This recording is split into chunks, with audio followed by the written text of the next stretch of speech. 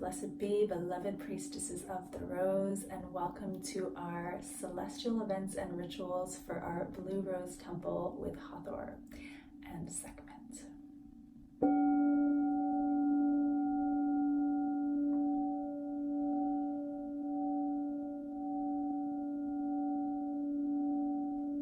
Inviting you to take some deep breaths as you sink into your womb space, the Magdalene flame of your creative power, anchoring into the earth below, and breathing into the flame at your third eye, your sacred site.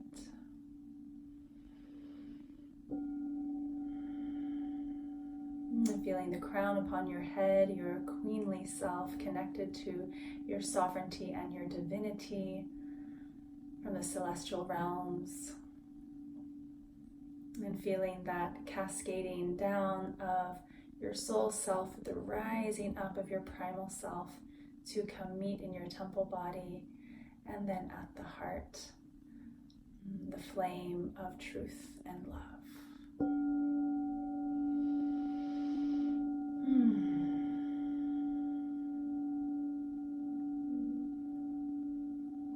You will want to have with you your shawl, your rose priestess crystal, and of course your journal, your grimoire, to take notes for what is about to take place and what is happening in our Blue Rose Temple. So welcome, welcome, welcome, beloved sisters. It's an honor to be here with you and share the magic that is afoot. This is a powerful time. I think we say that every recording, and it is true. So, here we go. This is a very powerful time where the entire theme of our Blue Rose Temple is really enlivened by the heliacal rise of Venus. And this theme is taking place throughout the whole month. Venus, as we know, has been hidden underneath the horizon as she descended from her time as a morning star in June and has been below the horizon in the underworld. She made her outer exterior conjunction with the sun and then crossed through that threshold to slowly make her way up. And this is the time now where she is rising, and so are we. Now, the heliacal rise of Venus is significant of that emerging from the underworld to resurrect, to reclaim, and to restore thy holy, sovereign, divine self. And in this case, this is your priestess self. This is your queenly self. And what's very powerful about this theme of the heliacal rise is, just like with Sirius, it has begun. It is beginning and will continue through this month depending on where in the world you are. So, for example, the heliacal rise in Los Angeles and Ojai, in that vicinity, all the way across through till to the other side of the United States and in through Florida. This is October 1st is the heliacal rise, but depending on where you are, it's going to be slightly different. So this theme is really an arcing through our whole temple, and each of us around the world experiencing the different moments of Venus's rise, and then that expression and coding being shared, those frequencies being shared individually as a collective. So it's very powerful, and it is connected with so much. So if we can remember that when Venus set as the morning star and stopped being visible, she was quincunx Pluto. When she was exact at that exterior sun conjunction in August, she was also quincunx Pluto. And then on this October 1st heliacal rise that I'm speaking of, and of course it's different wherever in the world you are, but in this case, she is square Pluto. And this is very important because when we are looking to Venus, Venus who is in relationship with all these other planets, we're looking to how and why these aspects are taking place that then reflect what's happening through us. So again, the quincunx pattern is where there's a 150-degree aspect between two planets. So this is Pluto and this is Venus. And this is the geometric symbol that really creates and is made sacred the order in the universe. And so this is 5 different aspects, just like on a dice that you would see. The squares and then the center that form that 5, again connected to the pentagram, that 5 of great significance. And it denotes that the total of all of those parts are more significant than just the individual that is ascending. And so this is significant because it also represents us as a collective, that each of the heliacal rises taking place wherever we are in the world is absolutely important. And it is just like the bees to creating the honey. It's all of us experiencing this rise and the greater parts to the whole. So it signifies this ability of an individual, you, each one of us, to really ascend from all of these elements of earth, which are earth, air, fire, water, and to rise into the ether, into the rising of which Venus is doing, this enlightenment, this awakening, this resurrection. And this is significant of our own senses. So it's a rising into our, and the 5 is the 5th chakra, right? Our sound and our dreaming awake of the world in which we wish to live in, and the releasing of all that is in the way. And so this is also has a sanctified, encircling, protective energy of this quincunx, of all that we're moving through with Pluto. There's protection here, and there's also a great expansion into the higher understanding of our purpose. So on this day where then there's a squaring, October 1st, as an example for the heliacal rise, there are those opposing forces.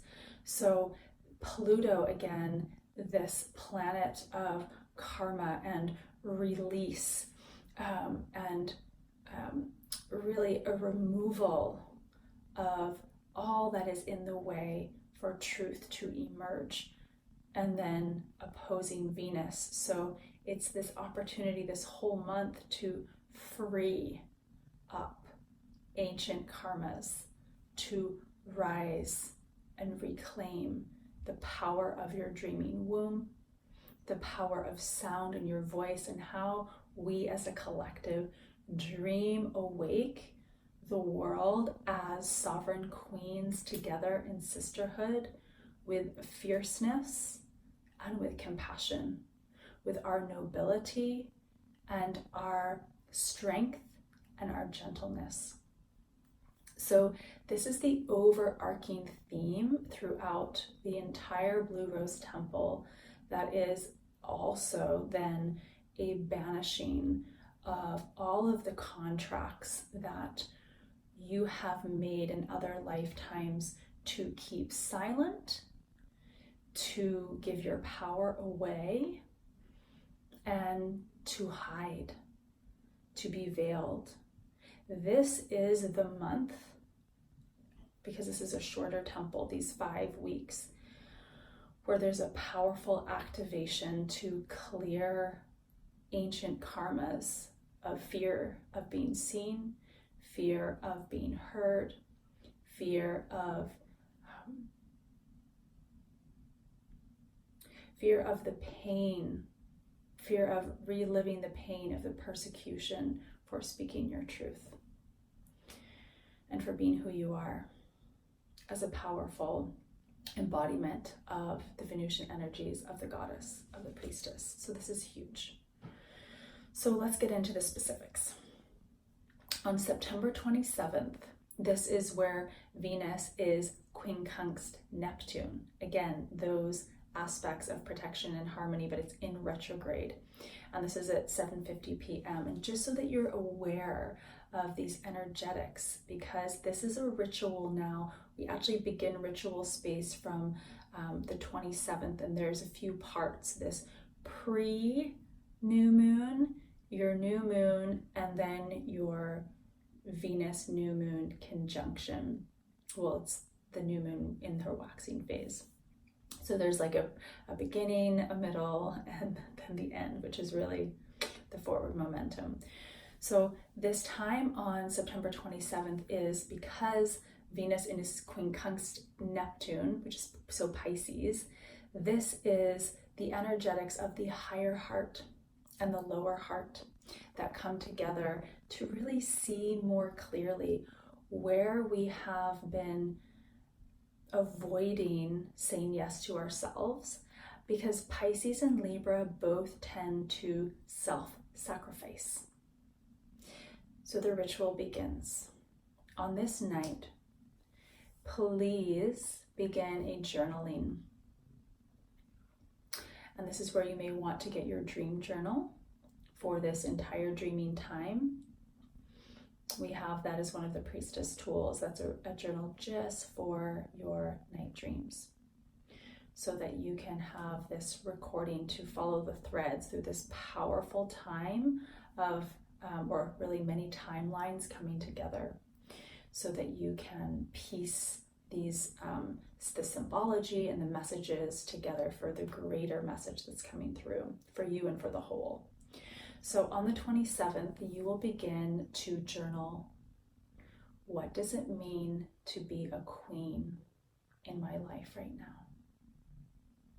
We are at this time where we have just crossed through autumn equinox, and our Sun King is going to rest, is bowing, and gives his hands over the baton, the flame, over to the Queen. And so the Queen now takes this flame, takes her seat on her throne.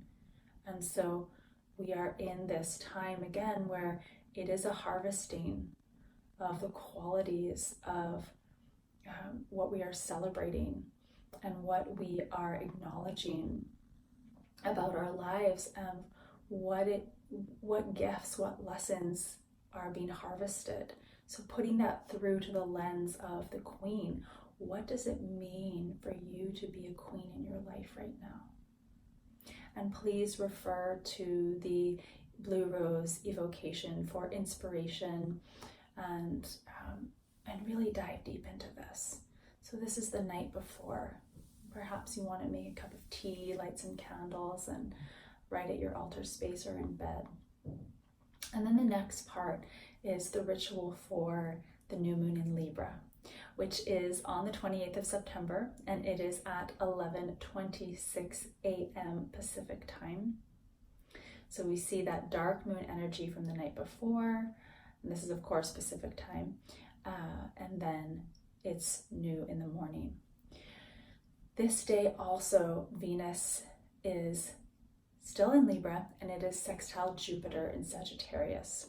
So there is an energetic here that is greatly harmonious for bringing about these aspects of Venus of good fortune and enjoyment and pleasure, and all of the Hathorian aspects of really celebrating yourself as queen, the queen that you are, the queen that you are resurrecting, the queenly self that you are remembering yourself to be. So this is going to be a beautiful Venusian new moon ceremony for you to create, that we want to have be visually absolutely stunning. So bringing rose petals and lighting candles and really setting the space of luxury and abundance, because of course this is Venus, and Venus in this aspect in Libra of course is connected to relationship. So this is a ritual for you to embody the relationship that you have with your queenly self. So you may wish to make yourself a crown.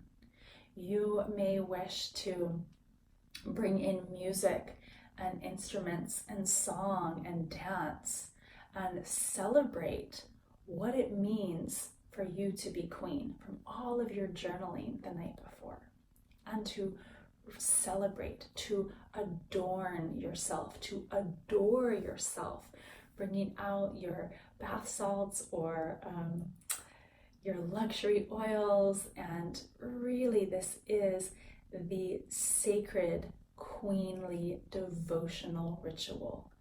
Everything you do in this ritual is in devotion to your queenly self.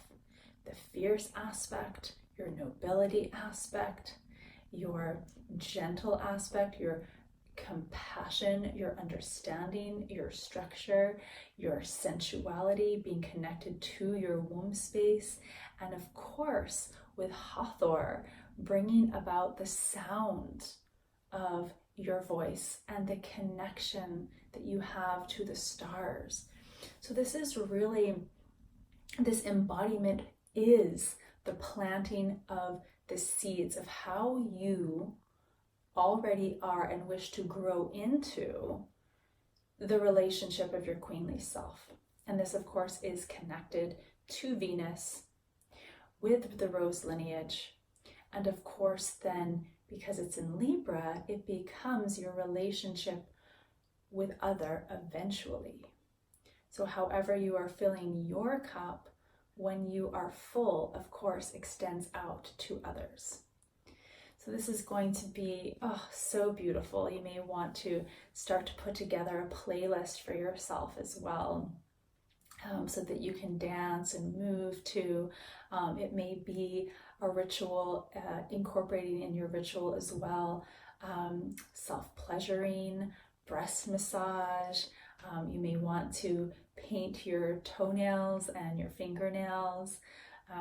Really this adorning and beautification from the inside and the outside, and everything on the outside representing that which is within you. So however this translates for you in this sacred devotional to your queenly self, please partake of this bountiful ritual. And of course, the more that we are filling ourselves up with our self-worth and our self-love, the more abundance comes into our lives. So we're really amplifying this aspect. So then, after this piece of this incredible ritual comes now your Grail inquiry. And remembering that your Grail inquiry now is on the other side of the new moon, because Venus is rising as the evening star that happens in the waxing phase of the moon. So your Grail inquiry is on September 29th, and again, this is for 22 minutes. This particular conjunction is still invisible, and there is a square of Pluto the next day. So from this ritual that you've just had, your Grail questions really become then, from your experience, what aspects of your queen self are emerging from the underworld? What queenly aspects are growing in this lunation, or that are like breaking through the soil and rising above the horizon to be seen? Because that's exactly what Venus is doing. What is emerging from the underworld of your queenly self and growing in this lunation? Your second question: with all of this energy, there's also the aspect that then is threading to all that wants to be released. So what is toxic or is stuck or is stagnant that is holding you back from fully living this queenly self, that's holding you back from living your dreams, that which is ready to be purged, to be released, to be transformed for your evolution and your growth. So again, what is stuck and stagnant or toxic that's holding you back from living as your queen and living your dreams, that wants to be purged and released and transformed for your evolution and growth. And this really starts the percolation of this momentum in the lunation, so that there's an awareness as we begin. Oh, okay, what aspects here are being clarified as Venus is still just making her first moves. And then thirdly, this is so important and so powerful. How do I self-sacrifice in my life? And what am I no longer willing to sacrifice so that I can rise in my queenly self? It's similar to the second question, but there's a very specific energetic frequency about the self-sacrifice piece, along with anything else. Zooming in on, how do I self-sacrifice that I'm no longer willing to do anymore so that I can be in this embodiment of my queen that I've just adored. That imprinting of the queen from the new moon ritual supports these other layers that wish to be cleared at this time throughout this whole month.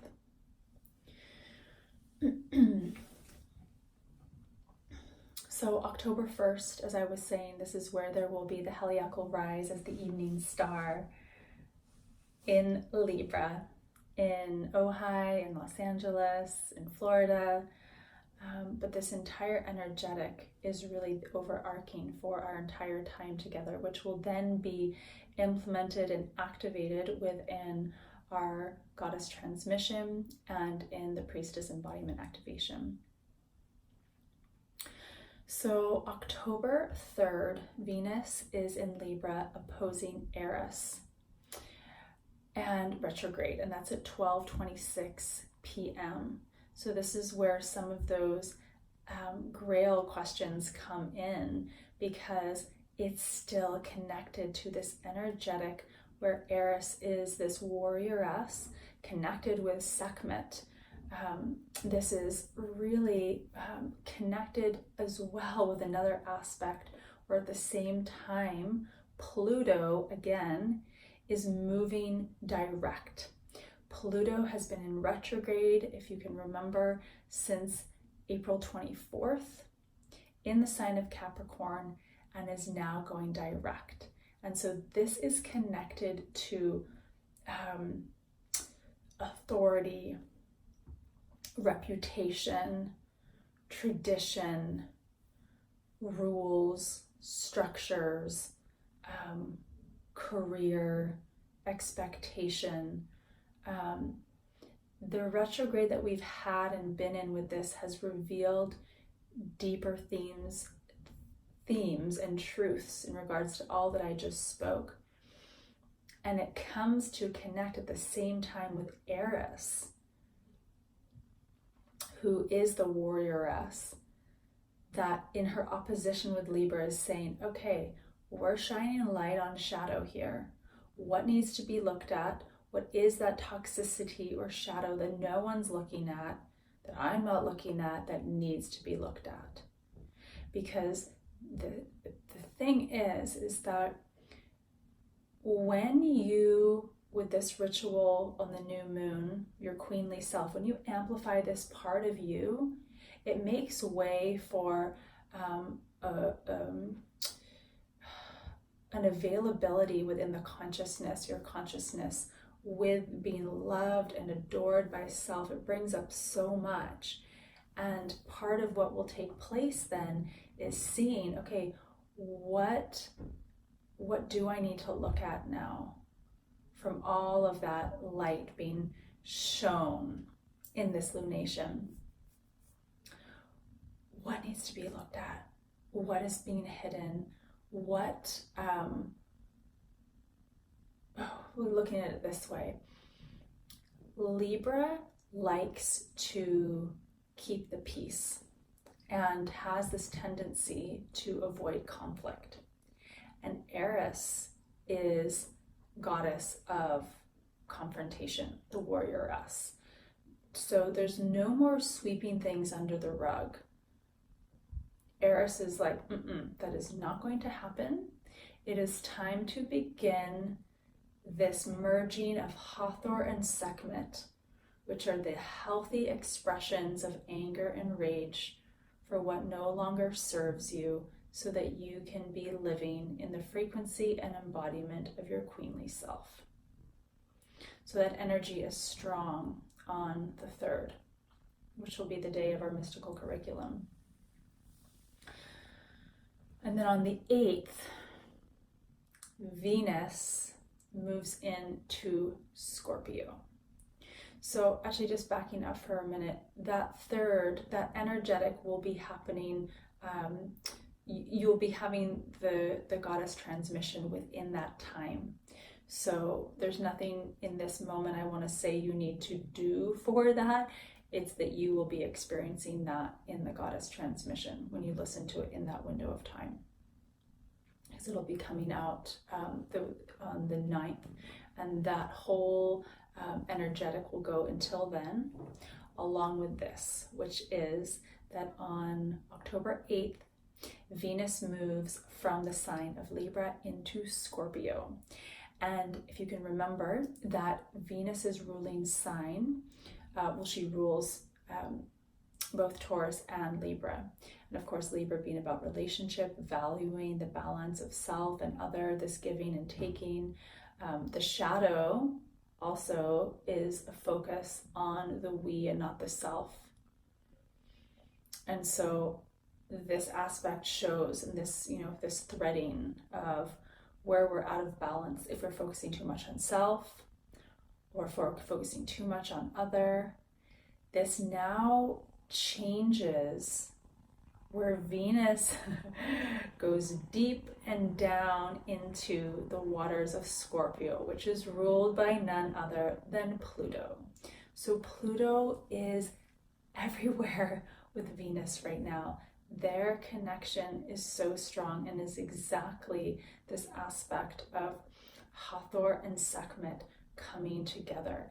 Sekhmet, in a way, we can think of in connection with Pluto, what's done, this underworld shadow piece that is needing to be transmuted, shifted, recognized, paid attention to give rise to the queen.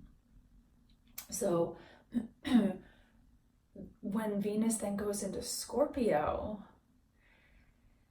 things get really interesting, because Scorpio is ruled by Pluto. We're going into great depths of transformation connected with the way that we view society, that society perceives us in these very taboo aspects that many of us don't talk about as much, which on a surface level, right?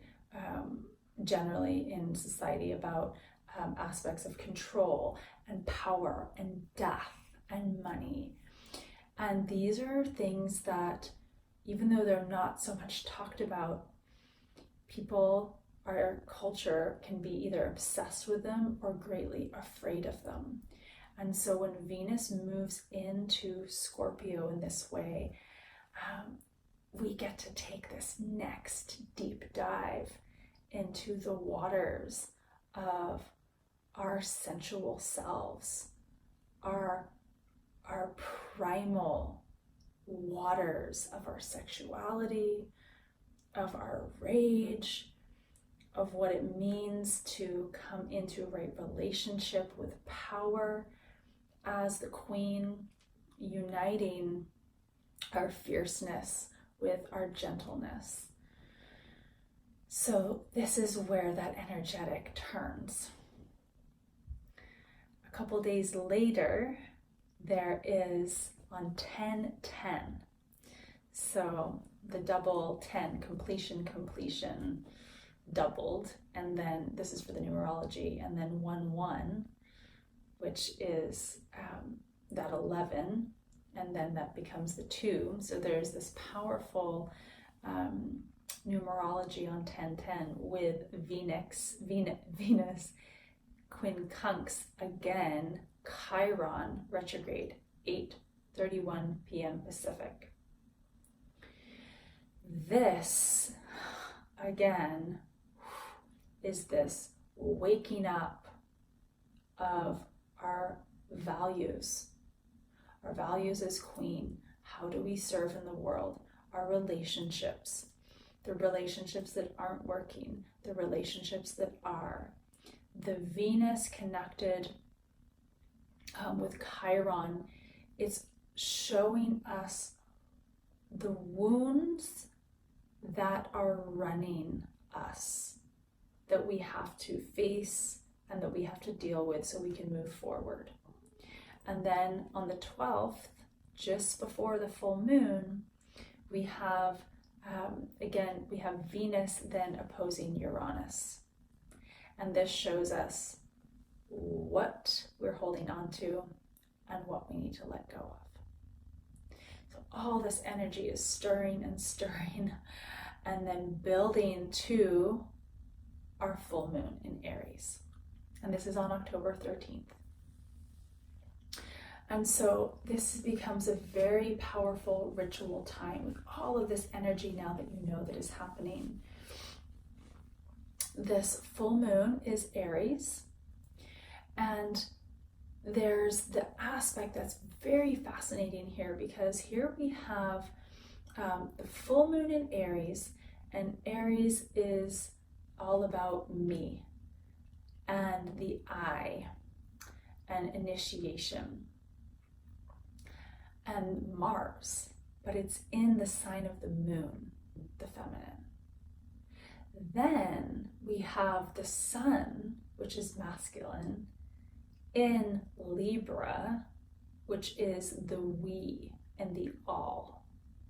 So there's this incredible, again, merging of apparent polarity and opposition, which is oftentimes as the equinox, right? The merging of light and dark integrating. We are merging this feminine Venusian solar aspect with this masculine warrior energy that's in the sign of the moon.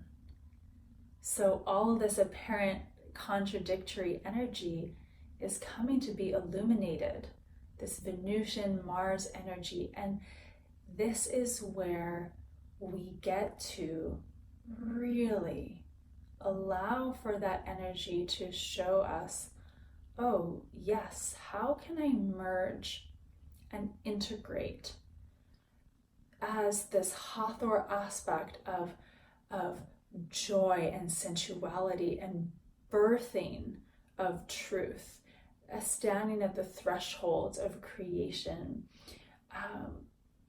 through the voice, through song, through dance, that is elegant, that is noble and sovereign, married with the fierce aspect of the warrioress, which in this case is Hathor and Sekhmet. So this is the light and the dark uniting. Sekhmet is the fierce warrioress aspect of Hathor. They are the same, just as we have Isis and we have Nephthys. We have the sisterhood. We have Sekhmet and Hathor can be seen as twins as well. This is where our consciousness is asking us to embody the both and. Yeah, I'm going to be fierce when I need to be. I'm going to be gentle when I need to be. And the discernment to know when. How can I be compassionate? And where do I need to be directing my energy to actually confront that may feel uncomfortable? That aspect of sovereignty and nobility. And so the invitation is for you to create a ritual for yourself that with this rising of your queenly self from the underworld, right, that you are merging and you are marrying your light and your shadow. So creating a ceremony in devotion to your wholeness.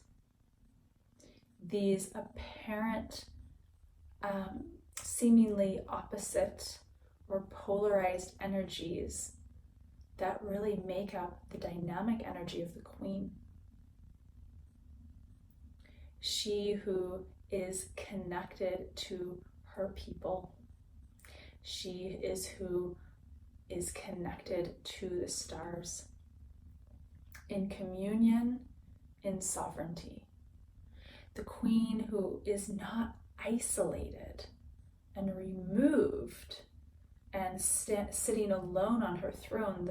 It's the old story and a patriarchal story of what queen is. The true queen, that throne, right?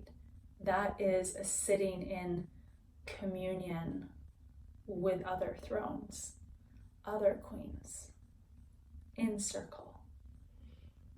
That is in communion with self, small s and big S, in communion with the divine, and in service. And so there's this incredible energetic of the vertical plane, which is being connected to heaven and earth, to spirit, and then as priestess, queen self, bringing that to the horizontal plane for service into the world. And so your ritual is for you to really be creating a, whether you want to think of it as a hand fasting or a marriage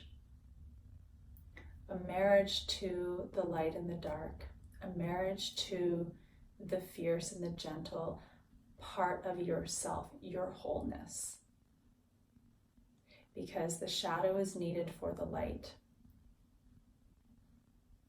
If we did not have any shadow, the light would be too piercing and would blind us. And if we only had the dark and no light, we would not see.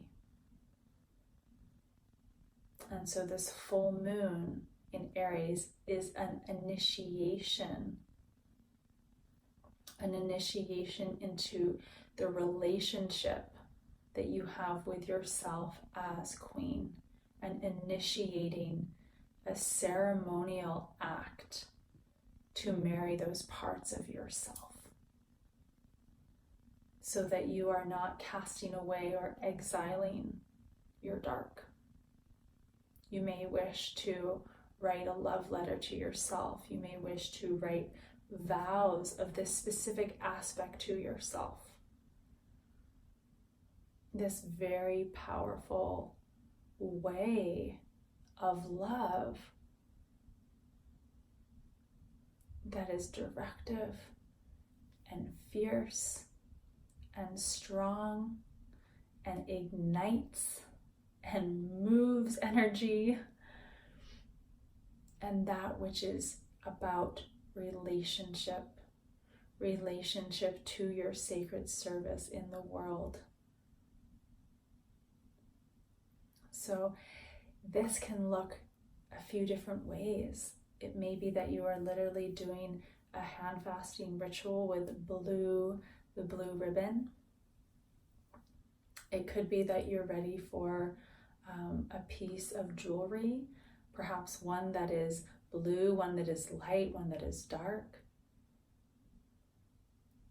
But these are the ways in which the waters of the Queen are coming forward to be fully embodied within you, connected to your emotional self, the emotions that are intense, the emotions that are joyful, your sensual feelings within your body, and this idea of when we think of how water always goes to the lowest point of the earth, so the humility, and then rises up as steam, evaporates, and then comes down as rain, or then with thunder and lightning, or a gentle rain cascading down back to the earth. So it's the cycles of the water, the cycles of our emotion, the cycles of the moon, the cycles of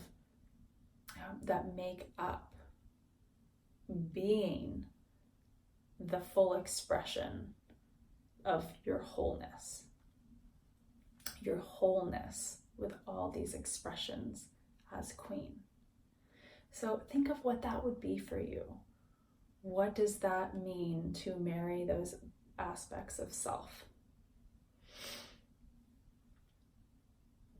And how might you wish to create a ceremony in devotion to the wholeness of you?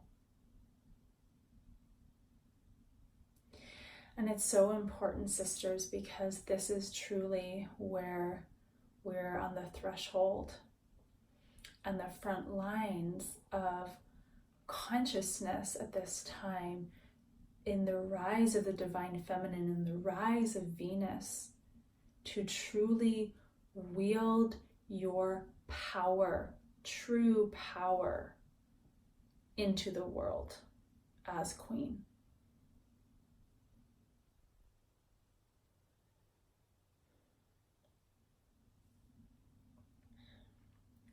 You may wish to bring out all of your crystals and create a grid. You may wish to bring out water or a libation. You may wish to bring out roses and create a beautiful moonlit ceremony to marry the light and the dark, and to see that contrast, all of the dark and that bright moon, and to allow for that moonlight to shine and penetrate through you, and to speak, to create your marriage to self in that way. So inspiring. I can't wait to hear what you choose to do and to create and what that means for you.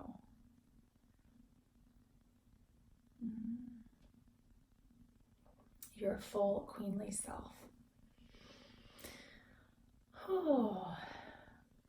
So the rest of the month has some aspects that are really, it's an amazing time for this deep work of all that, I've just shared.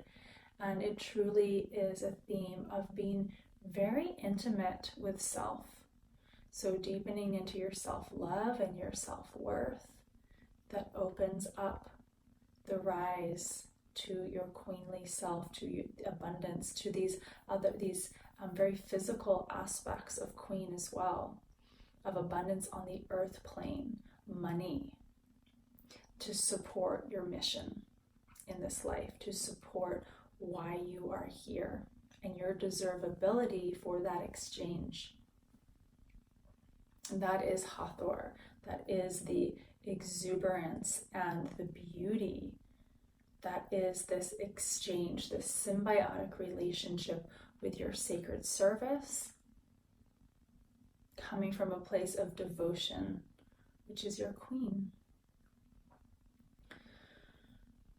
And then, so that's really all these aspects from the 12th of just before, or no, just after your full moon ritual, all the way from, even from the 12th, from Venus opposing Uranus, on the 18th, Venus in Scorpio, trining the north node of Cancer, Venus sextiling Saturn, and then trining Neptune, all of these aspects, all the way for the 25th. These are all of these ways that Venus is in connection with these planets to support the release, the shift, and all that we have shared. So it's time. It's time. And then on the 23rd, the sun will move into Scorpio along with Venus. And those are the aspects for this Blue Rose Temple, but I do want to share just a couple pieces of then what's coming, because even though we're not going to get into these rituals now, where we're going is that after that full moon and this integration of the descent for this real rise and fall, the rising of Venus and then the descending of the moon is what I'm referring to. This is all leading up to our lunar Samhain portal that opens on October 27th and will go all the way until November 12th, along with on October 29th, which will be the first visible evening star conjunction.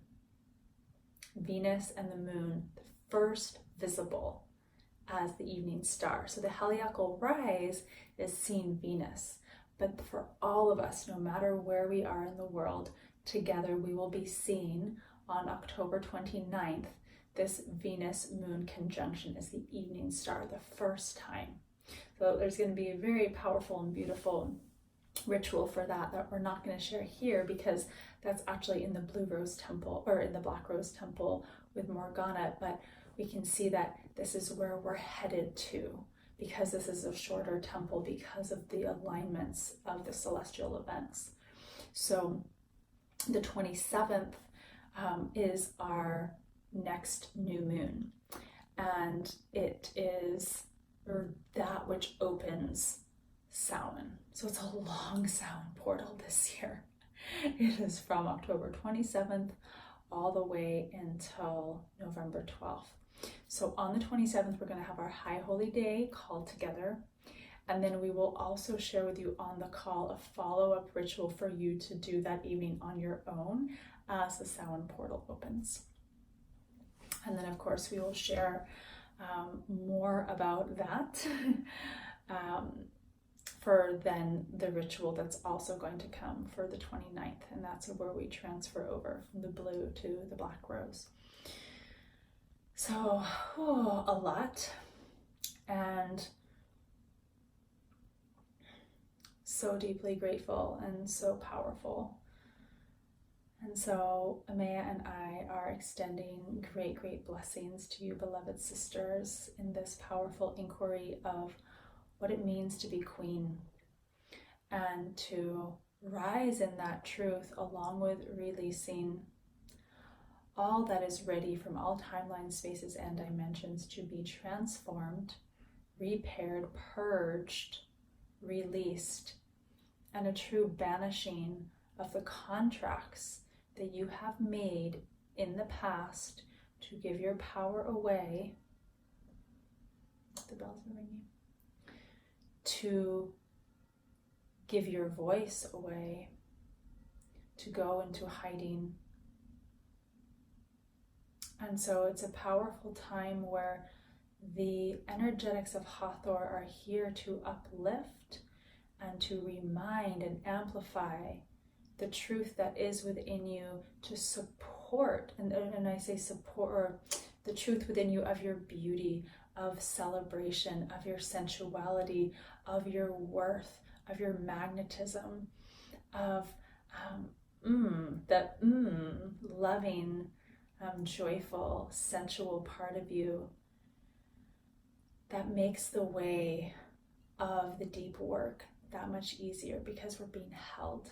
We're being held in so much love and beauty and safety to be able to release ancient wounds of persecution and torture, so that we can rise in the full embodiment of who we are as priestesses in this queen archetype in our lives, to serve, to express with inspiration and creativity and artistry our gifts that are here to birth and are literally in this month the rising of Venus as the evening star. And this brings us all the way, this aspect, this rising brings us all the way until June. So it's not just one, yes, it is one moment wherever you are in the world, but it's not just one moment, because it's all of us. So it's a collective rise right now. And it's so powerful. And it is time. And so, beloved sisters, we're going to conclude, for you to digest all of this and to come back to it as need be. Hathor is here to bring forward these great celestial codes of being in communion with our star family, to support your role here on earth, being in communion with the stars and the sun and the moon and one another, in the great creative expression from your womb space, and singing this awake into reality, singing awake the dream.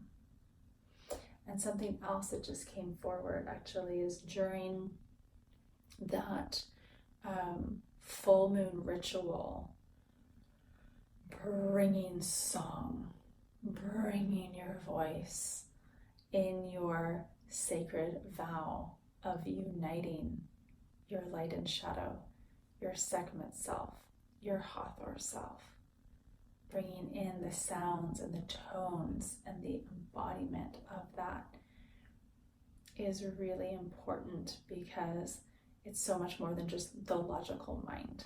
It's the actual frequencies and the tones that we're working with, which are the seeds to birth awake. It is through sound, it is through light. So utilizing the starlight, the moonlight, and sound to marry both as your whole and holy self. And so it is, and so it is, and so it is. And so may we complete this here and now with great trust, surrender, and courage to both celebrate the challenges, the threshold of where there can be uncomfortability, in the great knowingness that this is for your greatest liberation and your path as a priestess in this lifetime and your soul contract. And the soul contract that we share together. So inviting you to hold your crystal, and I will bring the singing bowl for a moment here, activating the space in conclusion with the sound of the womb in D, and this bowl of 432, the sound of love, this megahertz frequency of the bees and Gaia.